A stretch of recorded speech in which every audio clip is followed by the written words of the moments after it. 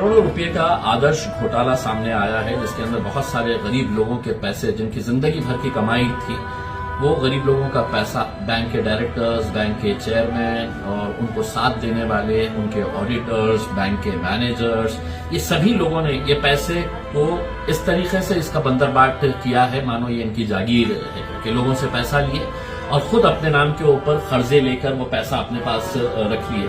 नतीजा ये हुआ कि अब जिनका जिंदगी भर की कमाई थी, जिन्होंने जिंदगी भर का अपना पैसा जमा करके इस आदर्श नागरिक पद संस्था के अंदर रखा था, उनको अपना खुद का पैसा वापस लेने के लिए किस तरह की दिक्कतों का सामना करना पड़ रहा है, आप ये पिछले कुछ दिनों से देख रहे होंगे। हमने जब इसका आंदोलन छेड़ा, अचानक अब आप देखेंगे कि उसके चेयरमैन अंबादास मानकापे को गिरफ्तार कर लिया गया, फिर दूसरे दिन 3 डायरेक्टर्स को गिरफ्तार किया गया और भी बहुत सारे डायरेक्टर्स हैं जिनका इसके अंदर हाथ है, वो लोग अब भी फरार है। जब तक ये पूरे के पूरे डायरेक्टर्स गिरफ्तार नहीं होते, जब तक ये बैंक के पद संस्था के ऑडिटर्स गिरफ्तार नहीं होते, या उस बैंक के अंदर काम करने वाले वो मैनेजर्स जिन्होंने ये लोन को सैंक्शन करने के लिए अपनी सिग्नेचर दी है, ये सभी लोगों की गिरफ्तारी होना चाहिए। साथ ही साथ जो प्रॉपर्टीज इन लोगों की है, ये प्रॉपर्टीज फौरन सीज होना चाहिए। मैंने बड़े दुख के साथ ये कहना पड़ रहा है कि ये लड़ाई लड़ने वाले जो हजारों लोग हैं, उनमें से एक 38 साल का एक शख्स करमाड़ के पास के एक छोटे से गांव के अंदर, जिसने 22 लाख रुपए अपने परिवार के पूरे जमा करके उस पद संस्था के अंदर, उसको आगे का भविष्य बिल्कुल अंधकार में नजर आ रहा था, तो उसने आत्महत्या कर ली। मैं लोगों से विनती करूंगा कि जीना बहुत मुश्किल है, मरना बहुत आसान है। हम सब मिलकर एक बड़ी ताकत उभे करेंगे। मैं आपके साथ रहूंगा, मैं लड़ूंगा आपके लिए, और मैं सभी लोगों को ये विनती करना चाहूंगा कि वो सभी लोग साथ में मिलकर आए। बड़े अफसोस के साथ ये कहना पड़ता है कि जिस शहर के अंदर 6 मंत्री रहते हैं, 2 केंद्र के मंत्री, और उनमें से कौन से मंत्री है, तो डॉक्टर भागवत कराड़ कई भाषणों में कहते हैं कि देश के पूरे बैंक्स किसके हाथ में है, तो मेरे हाथ में है। तो भागवत कराड़ साहब, आपने क्यों वक्त नहीं दिया इन आदर्श घोटाले के अंदर जो पीड़ित लोग हैं, उनसे मिलना चाहिए था। साथ ही साथ ये सहकार मामले का घोटाला है, क्योंकि सहकार क्षेत्र के अंदर ये आता है, सहकार मिनिस्ट्री के अंडर में ये आता है। उसके मंत्री कौन थे, तो वो भी हमारे शहर के थे, भारतीय जनता पार्टी के अतुल सावे साहब। अब वो हाथ ऊपर कर दे रहे हैं कि अब मेरे पास ये मंत्रालय नहीं है, कल से मेरे को गृह मंत्रालय दे दिया गया है। फिर हमारे दूसरे नेता है अब्दुल सत्तार साहब है, बहुत ही ताकतवर सत्तावर नेता है। फिर हमारे संदीपान भुमरे साहब है, पालक मंत्री है।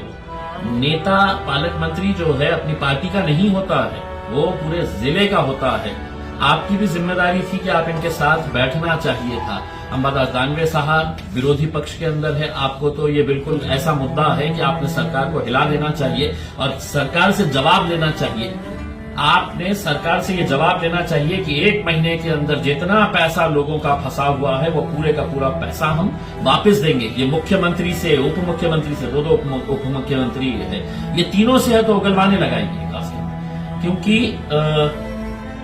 ये लोग जिस तरीके की परेशानी में गुजार रहे हैं, ये बहुत ही अफसोसनाक बात है। इसीलिए इनका साथ देने के लिए हमने सोमवार यानी कि कल 17 जुलाई को सुबह 11 बजे हमने क्रांति चौक से पुलिस कमिश्नर ऑफिस से एक मोर्चा निकालने का फैसला लिया है। ये सभी लोग जो पीड़ित है, जो अलग अलग छोटे छोटे गांव से में भी रहते हैं, मैं उनसे भी अनुरोध करूंगा कि आओ, कितनी भी तेज बारिश आ जाए, कितनी आंधी आ जाए, तूफान आ जाए, कि कल हम सड़क के ऊपर निकलेंगे और ये बताएंगे कि ये लड़ाई, अगर तुम ये समझ रहे हैं कि उन्होंने पैसा लेकर सबको मैनेज कर सकते हैं, तो नहीं, गरीब लड़ाई लड़ेगा और सड़क के ऊपर भी लड़ाई लड़ेगा।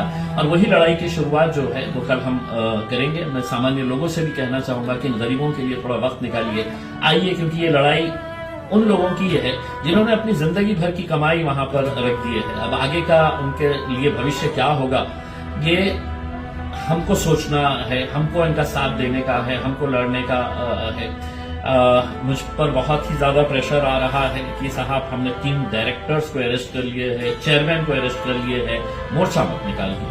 तो मैं ये कहना चाहूंगा, मोर्चा तो किसी भी हालत के अंदर निकलेगा। मुझे ये कहा जा रहा है आदर्श के कुछ दलालों की तरफ से कि साहब आपके अगर कोई खरीद के लोग होंगे जिनका मामला सुलझाने का है तो हम सेटल कर देते हैं करके। मैं उनको ये कहना चाहता हूं, आदर्श का एक एक आदमी, एक एक औरत, एक एक महिला, एक एक पुरुष जो है, जब तक उनका पैसा वापस नहीं मिलेगा, पूरों के पूरों का पैसा वापस नहीं मिलेगा, इम्तियाज जलील पीछे हटने वाला नहीं है।